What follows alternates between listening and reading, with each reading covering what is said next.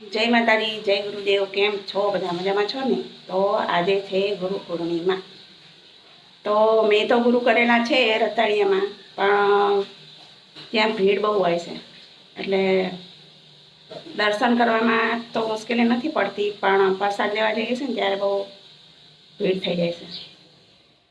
આજથી 7-8 વર્ષ પહેલાં હું જઈ હતી ને, તો અત્યારે તો સુધારો થાય છે, બધું સગવડતા, પણ ત્યારે નથી. તો નાનો એવો દરવાજો હતો અને હું કેવી રીતે અંદર ઘૂસી ગઈ ને ભીડની અંદર, ખબર જ ના પડી. વિચાર તો કરો કેટલી ભીડ હશે. બધા ધક્કામુક્કી કરીને અંદર લઈ ગયા. તો એટલે હું નહીં જતી, હવે સગવડતા થશે તો જશું. તો આજે તો દાળ ભાત અને લાડવા ધરાવા છે ગુરુદેવને. દાળ ભાત થઈ ગયા અને રોટલીનો લોટ બાંધીને એમને 2 રોટલી શ્રેમણમાં બનાવી દીધી અને લાડવાના મુઠિયા બનાવી અને મુઠિયા તળી લીધા છે. ગોળ સમારી લીધો.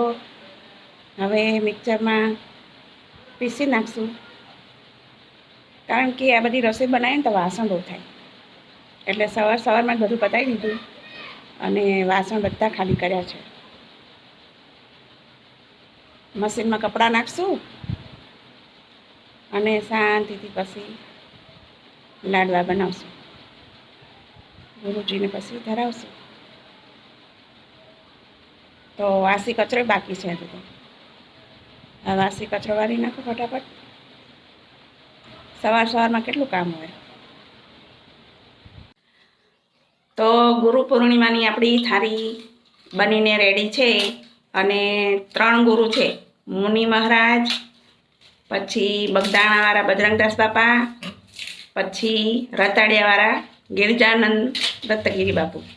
તો ત્રણેયને પ્રસાદી ધરાવી અને હવે અમે જવા બેઠા છીએ એક ટાઉન કરવા. બતાવું તમને. તો જુઓ, દાળ ભાત, લાડુ, રોટલી, પાપડ. તો ચાલો તમે પણ જમવા. આ છે ને, આ ગાયને આપું કે પછી કૂતરાને આપું, બહાર મૂકી દઈશ. જેના નસીબમાં હશે એ ખાશે. હવે આપણે આ ગરમામાં ભર્યા છે.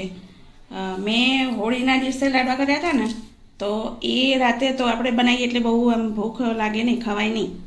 આપણે ગમે તે વસ્તુ બનાવીએ ને, તો મેં કીધું બીજે દિવસે સવારમાં ખાશું.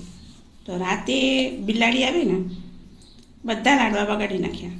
બોલો, આજે તો બનાવ્યા છે ને, પણ હું અંદર ઘરમાં લઈ જઈશ.